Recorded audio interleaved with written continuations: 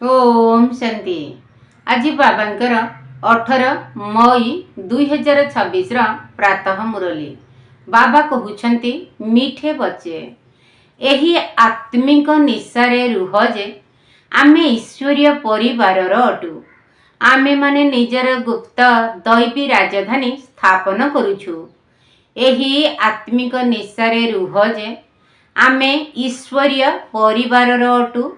आमे माने निजर गुप्त दैवी राजधानी स्थापन करुछु। प्रश्न, पिला मानकर केउ अभ्यास पक्का होई गले सारा दिन खुशी बजाय रहिबा? पिला मानकर केउ अभ्यास पक्का होई गले सारा दिन खुशी बजाय रहिबा? उत्तर, जदि सकाळु सकाळु उठी विचार सागर मंथन करिबार अभ्यास होई जिवो तेबे सारा दिन मन बहुत खुशी रहिबो। बाबांकर श्रीमत हेला पिला माने अमृत बेलारे उठी निजर पितांक सहित मीठा मीठा कथा हुआ। विचार कर, आमे एबे केउ परिवारर अटु? आमर कर्तव्य कौन? जदि बुद्धिरे रहिबो जे आमर एहा ईश्वरीय परिवार, आमे निजर नुआ राजधानी स्थापन करुछु, तेबे सारा दिन खुशी बजाय रहिबो। ओम शांति। पिला माने जानी छंती जे एहा रुहानी अर्थात अलौकिक परिवार अटे। आउ सबु हेउछि जिस्मानी अर्थात लौकिक परिवार। एहा हेउछि रुहानी परिवार। एहा हेउछि रुहानी बाबांकर परिवार। जेपरि लौकिक घरे बापा माँ पिला माने रहिथांती तेबे ताहा हेला हद्र परिवार। तुमे वर्तमान बेहद्र परिवारर सदस्य होइछ। पिला माने गायन मध्य करुछंती, तुमे माता पिता आमे तुमर बालक। तेणु एहा जेपरि परिवार होई गला, रचयितांकर रचना होई गले, एपरि भावरे तो पिला माने समस्ते तांकर ही सृष्टि अटंती, किंतु जानी नाहंती। तुमे संतान माने एबे जानुछ, वास्तव रे यह बेहद पितांकर परिवार अटे। यह हेउछि ईश्वरीय विश्वविद्यालय। एथिपाई गायन रहिछि, विनाश काले प्रीति बुद्धि विजयंती। एपरि परिवारर कथा केबे हेले गीतारे गायन करा जाय नाही। तुमे ईश्वरीय परिवार गुप्त दैवी राजधानी स्थापन करुछ, ए कथा काहाकु हेले जणा पडु नाही। तुमर निशा रहिछि, जिए जिए बाबांकु मने पकाइबे तांकर निशा चढ़िबो। देह अभिमान रे आसिले सेही निशा ओल्हाई जिवो। एहा हेउछि ईश्वरीय परिवार। आमकु घरकु जीवाकु हेबो, पुणी आमे दैवी राजधानी को आसीबो। सेठारे दैवी परिवार रहिबो। दुनिया बालांकर हेउछि आसुरी परिवार। एहा हेउछि तुमर ईश्वरीय परिवार। रुहानी बाप दादांकर पिला माने भाई भौणी अटंती। बास एहा हेउछि रुहानी प्रवृत्ति मार्ग। सत्य जुगरे ईश्वरीय परिवार बोली कुहाजिबो नाही, सेठारे दैवी परिवार होइजिबो।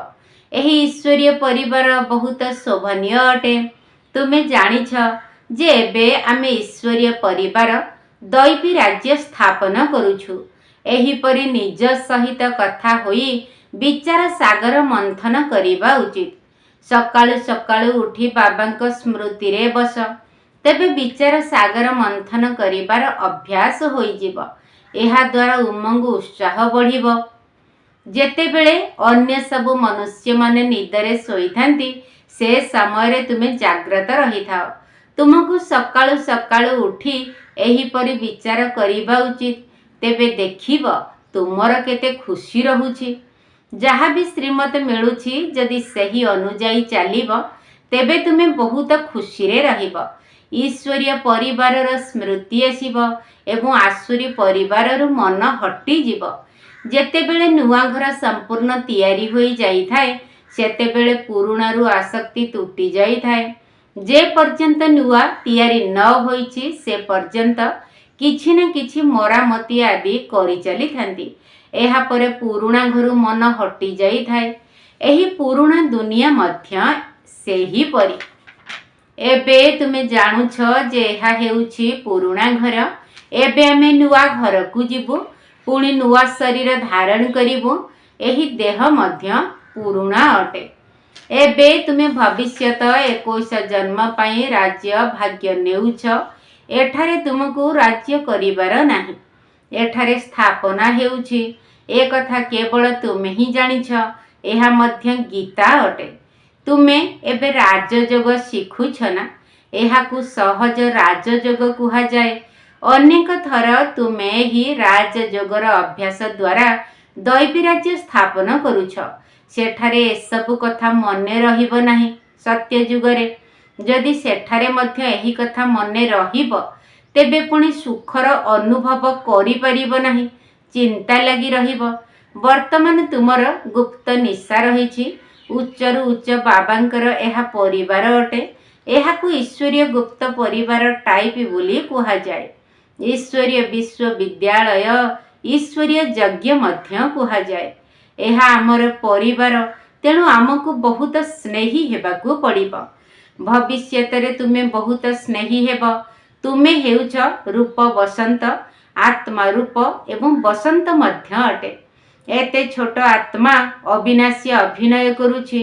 वर्तमान तुमे रूप बसंत होइछ। बाबा ज्ञानर सागर अटंती। जेतेबेले एही शरीर रे आसीबे, सेतेबेले ज्ञान निश्चित देबे। तुमे जानिछ से ज्ञानर वर्षा करुछंती। तांकर गोटिए गोटिए ज्ञान रत्न लक्ष लक्ष टंकार अटे। एबे तुम आत्मा मानकु बाबांकर परिचय मिलिछि। बाबा मने पकाई देउछंती एही 84 जन्मर चक्र किपरि घुरुछि, एहा तुम मानक बुद्धि रे अछि। सेथिपाई तुमर नाम स्वदर्शन चक्रधारी होइछि। विष्णु अथवा लक्ष्मी नारायण स्वदर्शन चक्रधारी नथिले। तांको पाखरे एही ज्ञान नथिला। सृष्टिर चक्र किपरि घुरुछि एही ज्ञान एबे आत्मा को मिलुछि। जदियो त्रिमूर्ति बोली कहउछंती, किंतु सेथिरे शिवंकु देखाउ नाहांती। त्रिमूर्तिर चित्र अनेक देखिथिबे। साकार रे प्रजापिता ब्रह्मा तो एही ठारे अछंती ना। ये होई गले बहुत पुरुणा अर्थात ग्रेट ग्रेट ग्रांडफादर। तेणु एहा होइछि प्रजापिता ब्रह्मांकर वंशावली। बाबा ब्रह्मांक द्वारा सृष्टि रचना करुछंती। तेबे ब्रह्मा बड़ हेले ना, तांको बूढ़ा रूपे मध्य देखाउछंती। ये संपूर्ण 84 जन्मर चक्र लगाइछंती। एबे तुमे एही कथा को जानी गलणी जे समस्ते बाबांकर संतान अटंती। तेणु सबु आत्मा मानकु बाबांकर परिचय देबाकू हेबो। एबे भारतर बहुत बड़ कल्याण हेउछि। सबु आत्मा माने पवित्र होई मुक्तिधाम को चली जिबे। तुमे एबे भारतर सेवा करुछ। स्वतंत्र रूपे भारतर, साधारण भावे सारा दुनियार सेवा करुछ। तुमर संख्या एबे कम अछि जेउ माने कि एही कथा को बुझुछ। एहाकु पुणी संक्षेप रे बुझा जाए पिला माने मन मना भव। अलगा भावे मध्य बुझा जाए। तेणु जहा किछि अछि सब दैवी राजधानी स्थापन करिबारे लगाओ। बापू गांधी कौन करुथिले? से मध्य रामराज्य चाहुथिले। किपरि आश्चर्यजनक खेल अटेना। एबे तुमे साक्षी होई खेल देखुछ। तुमको हस मध्य लागुछि जे केउठार कथा पुणी केउठाकु नेई जाइछंती। बाबा कहउछंती ड्रामा अनुसारे दुनियार गति खराब होई गलानी। तेणु बाबा आसी सद्गति करुछंती। तुम संतान मानकर निशा चढ़ीछि। ये सारा विश्वर निराकार बापूजी अटंती, शिव बाबा। एही ब्रह्मा मध्य कहार संतान अटंती? शिव बाबांकर। शिव बाबा पुणी कहार संतान? एही माता माने कहउछंती शिव बाबा आमर संतान। एहा हेउछि शिव बाबांकर खेल। बाकी ध्यान साक्षात्कार आदि रे तो मायार बहुत प्रवेशता होई थाए। जेउ माने कहउछंती जे मो शरीर रे शिव बाबा आसुछंती, शिव बाबा एही कथा कहउछंती। ए सब भूतर प्रवेशता अटे। तुम संतान मानकु सावधान हेबाकू पड़िबो। एही भूतर बेमारी एभली जहाँकि से केउ कूलर हेबाकू देव नाही। ए कथा केबे भी खियाल रे मध्य आसीबा अनुचित जे मते बाबांकर साक्षात्कार होई जाऊ। ए सब भक्तिर चिंताधारा। तेणु ज्ञान मार्ग को भल भावरे बुझिबाकु हेबो। माया अनेक प्रकारर धोखा देई थाए। साक्षात्कार आदि रे कौनसी फायदा नहीं। बाबा कहउछंती मु ब्रह्मा को द्वारा तुम सहित निर्बंध कराउछि। बाबांकर निर्देश हैला तुमे कौनसी देहधारी को मने पकाओ नहीं। तुमे निज को आत्मा भावी बाबा को मने पकाओ। निजर कल्याण निमंते ही बाबा को मने पकाइबाकु हेबो। एहा तो बहुत बुझिबार कथा अटे। तुमे बाबा को पाखकु जे कौनसी समाचार लेखि परिबो।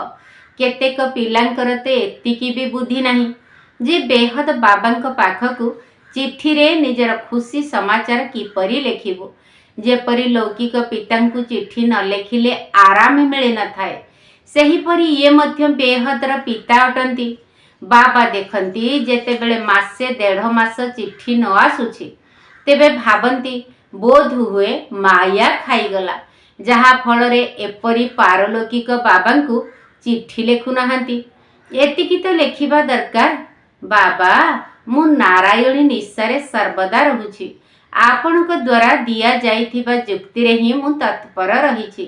तेबे बाबा बुझिबे जे राजी खुशी अछि।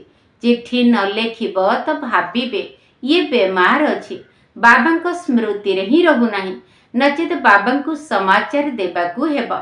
बाबा मु एही सेवा करिछि, एहांकु बुझाइली, एहांकर बुद्धि रे संपूर्ण ज्ञान रहिला नाही। तेबे बाबा भी बुझाइबे कि एही शैली रे बुझाओ। भक्ति मार्ग रे जहा किछि कहउछंती ताकू किछि भी बुझु नाहंती। मुख्य कथा हैला बाबांकु ही जानी नाहंती। बाबांकु जानिबा द्वारा भारतर सद्गति प्राप्त होई थाए। बाबांकु न जानिबा कारणरु भारत बिल्कुल दुर्गति को प्राप्त करी थाए। एबे बाबा तुमको बुझाउछंती, मु तुमको सद्गति को नहीं जीवी, बाकी समस्ते मुक्ति धाम को जीवे। भारत जीवन मुक्ति रे थिबा समय रे बाकी समस्ते मुक्ति धाम रे रहिबे। एही परिवर्तन बाबांक बिना आउ केही करि परिबे नहीं। समस्तंकर सद्गति दाता एकमात्र बाबा ही अटंती। तेबे समस्तंकर सद्गति निश्चित कल्प कल्प संगम रे ही हेबो। तुमे जानिछ जे आम आत्मा मानकर रुहानी पिता जणे अटंती, तांको आत्मा ही मने पकाई थाए। भक्ति मार्ग रे तुमर 2 जण पिता अछंती। सत्य जुग रे जणे पिता रहिबे, किंतु संगम रे तुमर 3 जण पिता अछंती। प्रजापिता ब्रह्मा मध्यम पिता अटंती ना, शिव मध्यम पिता अटंती। से सर्व आत्मांकर पिता अटंती। तांको ठारु ही संपत्ति नेबाकु हेबो। तांको मने पकाइबा द्वारा ही विकर्म विनाश हेबो। ब्रह्मा को मने पकाइले विकर्म विनाश हेबो नहीं। सेथि पई शिव बाबांकु ही मने पकाइबाकु हेबो। आमे तांकर संतान होइछु। रुहानी बाबांकर रुहानी संतान मानक प्रति एहा सच्चा सच्चा सत्य ज्ञान अटे। बाकी समस्ते हेले देह अभिमानी। देह अभिमानी पतित मनुष्य माने जेउ कर्तव्य करिथांती ताहा पतित कर्म ही होई थाए। दान पुण्य आदि जहा भी करिथांती से सब मनुष्य को पतित ही कराई थाए। रावण राज्य रे ही ए सब होई थाए। एबे बाबा आसी अध्यादेश जारी करूछंती, कहूछंती पिले खबरदार विकार रे जाओ नहीं, काम विकार ग्रस्त हुओ नहीं। काम विकार उपरे विजय प्राप्त करिबाकु हेबो। तोफान आदि तो बहुत आसीब, एथिरे हताश हेबा अनुचित। मायार एते विकल्प आसीब जहा कि अज्ञान काल रे मध्य आसी नथिबो। एपरि मध्य विकल्प आसीब। कहंती भक्ति मार्ग रे तो बहुत खुशी रही थाए। एबे आपण को मने पकाइबाकु चाहिले मध्य मने पकाई पारु नाहु। बिंदु मने पड़ू नाही। कौनसी बड़ जिनिस होइथिले तो मने पकाई पारिथांतु। बाबा कहउछंती जे तुमे शिव बाबा कही मने पकाओ। एही पुराना दुनिया को भूली जाओ। तुमे मोते शांति धाम रे मने पकाओ। केवल शांति धाम को मने पकाओ नहीं, बाबा को मने पकाइबा द्वारा ही विकर्म विनाश हेबो। आत्मार मिठा बाबांक सहित स्नेह रहिबा उचित। से अधा कल्पर प्रेमिक अटंती। आत्मा कहूछि मु अधा कल्प आपण को भूली जाइथिली, ଶିବ ବାବାଙ୍କୁ। ଏଠାକୁ ବ୍ରାହ୍ମଣୀ ମାନେ ଯେଉଁମାନଙ୍କୁ ନେଇ ଆସୁଛନ୍ତି ବହୁତ ସାବଧାନତାର ସହିତ ନିଶ୍ଚୟ ବୁଦ୍ଧି ସମ୍ପନ୍ନ ଆତ୍ମା ମାନଙ୍କୁ ହିଁ ଆଣିବା ଉଚିତ। ଯଦି ଏଠାକୁ ଆସି ପୁଣି ଯାଇ କେହି ପତିତ ହେଲେ ତେବେ ବ୍ରାହ୍ମଣୀକୁ ଦଣ୍ଡ ଭୋଗ କରିବାକୁ ହେବ। ସେଥିପାଇଁ ବ୍ରାହ୍ମଣୀ ଉପରେ ବହୁତ ଦାୟିତ୍ୱ ରହିଛି। ବାବା ଏହି ରଥ ଧାରଣ କରିଛନ୍ତି। ଇଏ ସବୁ କଥାର ଅନୁଭବୀ ଅଟନ୍ତି। ସାକାର ପ୍ରଜାପିତା ବ୍ରହ୍ମା ବାବା। ଏଠାରେ ତ ବିକାରର କୌଣସି କଥା ହିଁ ନାହିଁ। ପରସ୍ପର ମଧ୍ୟରେ ହସିବା, ଖେଳିବା, କଥାବାର୍ତ୍ତା ହେବା ଏଥିପାଇଁ ମନା କରାଯାଉ ନାହିଁ। ବାକି ଯଦି କୌଣସି ଆତ୍ମା ସହିତ ଟିକିଏ ବି ସ୍ନେହ ରହିବ ତେବେ ତାହା ପୁଣି ବଢ଼ି ଚାଲିବ। କେବଳ ତାଙ୍କର ହିଁ ସ୍ମୃତି ରହିବ। ସେଥିପାଇଁ ଏଥିରୁ ମଧ୍ୟ ଊର୍ଦ୍ଧ୍ୱକୁ ଯିବାକୁ ହେବ। ଏବେ ତୁମେ ଘରେ ବସିଛ ନା ସତ୍ୟ ଯୁଗରେ ବସିଛ? ଘରେ ବସିଛୁ। ବାବା ପିଲାମାନଙ୍କୁ ଘରେ ପଢ଼ାଉଛନ୍ତି। ଏହି ମଧୁବନ ତୁମ ସମସ୍ତଙ୍କର ଘର ଅଟେ। ଏଠାରକୁ ବାହାରକୁ ଗଲେ ଏଭଳି କୁହାଯିବ ନାହିଁ। ଏଠାରେ ବହୁତ ଭଲ ନିଶା ରହିବ। ଦେହ ଅଭିମାନକୁ ଛାଡ଼ିବାକୁ ହେବ। ଦେହୀ ଅଭିମାନୀ ହେଲେ ଜାତି ଧର୍ମର ଭେଦ ସବୁ ସମାପ୍ତ ହୋଇଯିବ। ଏହି ପୁରୁଣା ଦୁନିଆ ତମ ପ୍ରଧାନ ଅଟେ। ଏଠାରେ ପରସ୍ପର ମଧ୍ୟରେ ଭେଦଭାବ ଆହୁରି ହିଁ ବଢ଼ି ଚାଲିଛି। ଆଗରୁ ବ୍ରିଟିଶ ସରକାର ସମୟରେ ଭାଷାର କୌଣସି ଖିଟପିଟ ନଥିଲା। ଏବେ ଦିନକୁ ଦିନ ବିବାଦ ବଢ଼ି ଚାଲିଛି। ପୁଣି ସତ୍ୟ ଯୁଗରେ ଗୋଟିଏ ହିଁ ଭାଷା ହେବ। କୌଣସି ଭେଦଭାବ ରହିବ ନାହିଁ। ଆଚ୍ଛା, ମିଠା ମିଠା ଶିକିଲଧେ ସନ୍ତାନମାନଙ୍କ ପ୍ରତି ମାତା ପିତା ବାପ ଦାଦାଙ୍କର ମଧୁର ସ୍ନେହ ସମ୍ପନ୍ନ ଶୁଭେଚ୍ଛା ଏବଂ ସୁପ୍ରଭାତ। ଆତ୍ମିକ ପିତାଙ୍କର ଆତ୍ମିକ ସନ୍ତାନମାନଙ୍କୁ ନମସ୍ତେ। ଆମ ଆତ୍ମିକ ସନ୍ତାନମାନଙ୍କର ଆତ୍ମିକ ବାପ ଦାଦାଙ୍କୁ ନମସ୍ତେ ନମସ୍ତେ ନମସ୍ତେ ଏବଂ ସୁପ୍ରଭାତ। ଧାରଣା ପାଇଁ ମୁଖ୍ୟ ସାର। ପ୍ରଥମ ପଏଣ୍ଟ, କୌଣସି ବି ଦେହଧାରୀଙ୍କ ସ୍ମୃତି ନ ଆସୁ। ଏଥିପାଇଁ ଅନ୍ୟ କାହାକୁ ବି ସ୍ନେହ କରିବାର ନାହିଁ। ଏହାଠାରୁ ମଧ୍ୟ ଊର୍ଦ୍ଧ୍ୱକୁ ଯିବାକୁ ହେବ। ବହୁତ ସାବଧାନ ରହିବାକୁ ହେବ। ମାୟାର ବିକଳ୍ପରେ ବିଚଳିତ ନ ହୋଇ ବିଜୟୀ ହେବାକୁ ପଡ଼ିବ। କୌଣସି ବି ଦେହଧାରୀଙ୍କର ସ୍ମୃତି ନ ଆସୁ। ଏଥିପାଇଁ ଅନ୍ୟ କାହାକୁ ବି ସ୍ନେହ କରିବାର ନାହିଁ। ଏହାଠାରୁ ମଧ୍ୟ ଊର୍ଦ୍ଧ୍ୱକୁ ଯିବାକୁ ହେବ। ବହୁତ ସାବଧାନ ରହିବାକୁ ହେବ। ମାୟାର ବିକଳ୍ପରେ ବିଚଳିତ ନ ହୋଇ ବିଜୟୀ ହେବାକୁ ପଡ଼ିବ। ଦ୍ୱିତୀୟ ପଏଣ୍ଟ, ଧ୍ୟାନ ବା ସାକ୍ଷାତକାର ଆଦିରେ ମାୟାର ବହୁତ ପ୍ରବେଶତା ହୋଇଥାଏ। ସେଥିପାଇଁ ଏହି ଭୂତର ପ୍ରବେଶତା ଠାରୁ ନିଜକୁ ବଞ୍ଚାଇବାକୁ ହେବ।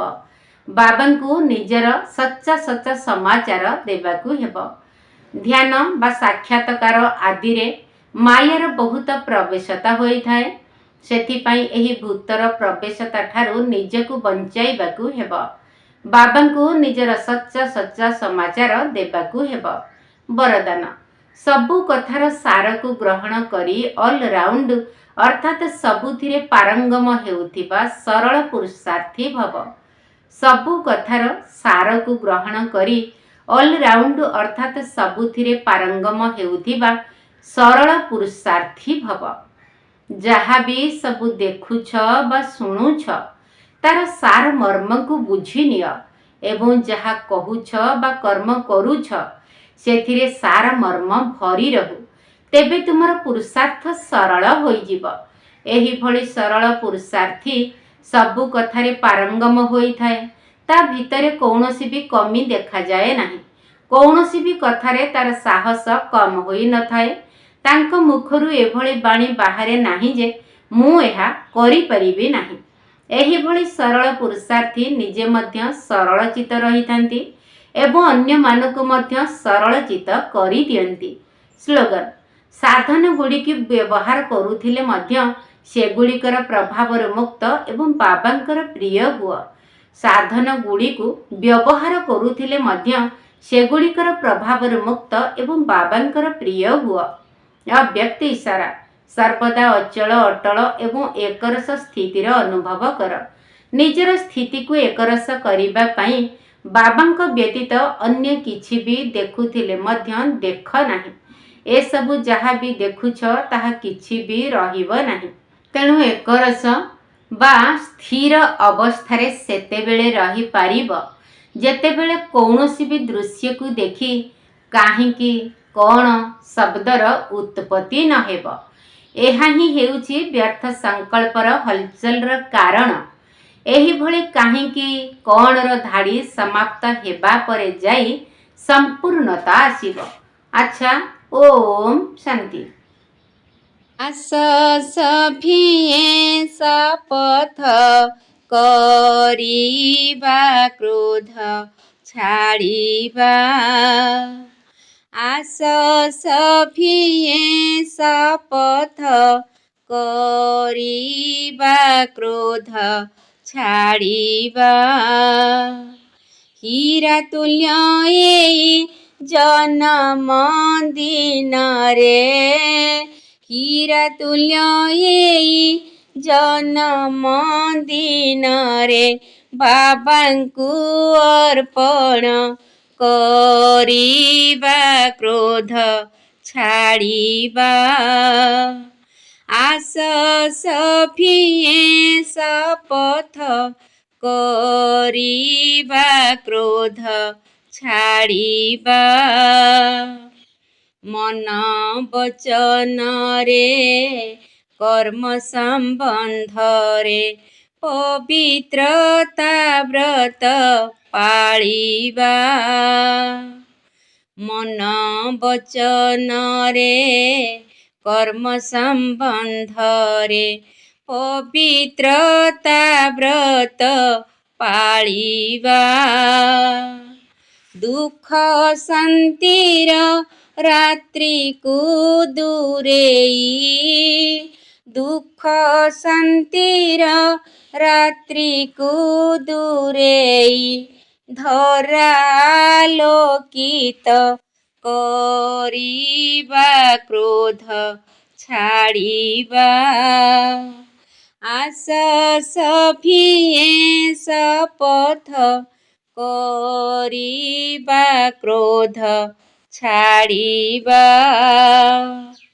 ଈର୍ଷା ପର ହୋଇ ଭିତରେ ନ ଜଳି ଶୁଭ ଭାବନାରେ ଦେଖିବା। ଈର୍ଷା ପର ହୋଇ ଭିତରେ ନ ଜଳି ଶୁଭ ଭାବନାରେ ଦେଖିବା। ବ୍ୟର୍ଥ ଚିନ୍ତନର ମୂଳକୁ ଉପାଡ଼ି, ବ୍ୟର୍ଥ ଚିନ୍ତନର ମୂଳକୁ ଉପାଡ଼ି ମନକୁ ନିର୍ମଳ ରଖିବା କ୍ରୋଧ ଛାଡ଼ିବା। ଆସ ସଭିଏଁ ଶପଥ କରିବା କ୍ରୋଧ ଛାଡ଼ିବା। ସମୟକୁ କେବେ ଶିକ୍ଷକ ନ ଭାବି ବେଳ ଥାଉ ବନ୍ଧ ବାନ୍ଧିବା। ସମୟକୁ କେବେ ଶିକ୍ଷକ ନ ଭାବି ବେଳ ଥାଉ ବନ୍ଧ ବାନ୍ଧିବା। କାହିଁକି କିପରି ପ୍ରଶ୍ନ ନ ପଚାରି, କାହିଁକି କିପରି ପ୍ରଶ୍ନ ନ ପଚାରି ସର୍ବଦା ପ୍ରସନ୍ନ ରହିବା କ୍ରୋଧ ଛାଡ଼ିବା। ଆସ ସଭିଏଁ ଶପଥ କରିବା କ୍ରୋଧ ଛାଡ଼ିବା। ବଡ଼ ସାନ ଭେଦ ବର୍ଜନ କରିଣ ସଭିଙ୍କ ସମ୍ମାନ ରଖିବା। ବଡ଼ ସାନ ଭେଦ ବର୍ଜନ କରିଣ ସଭିଙ୍କ ସମ୍ମାନ ରଖିବା। ଠିକଣା ବେଳରେ ଜ୍ଞାନ ଯୁକ୍ତ ହୋଇ ଠିକଣା ବେଳରେ ଜ୍ଞାନ ଯୁକ୍ତ ହୋଇ ଜୀବନକୁ ଗଢ଼ି ତୋଳିବା କ୍ରୋଧ ଛାଡ଼ିବା। ଆସ ସଭିଏଁ ଶପଥ କରିବା କ୍ରୋଧ ଛାଡ଼ିବା। ହୀରା ତୁଲ୍ୟ ଏଇ ଜନମ ଦିନରେ, ହୀରା ତୁଲ୍ୟ ଏଇ ଜନମ ଦିନରେ ବାବାଙ୍କୁ ଅର୍ପଣ କରିବା କ୍ରୋଧ ଛାଡ଼ିବା। ଆସ ସଭିଏଁ ଶପଥ କରିବା କ୍ରୋଧ ଛାଡ଼ିବା।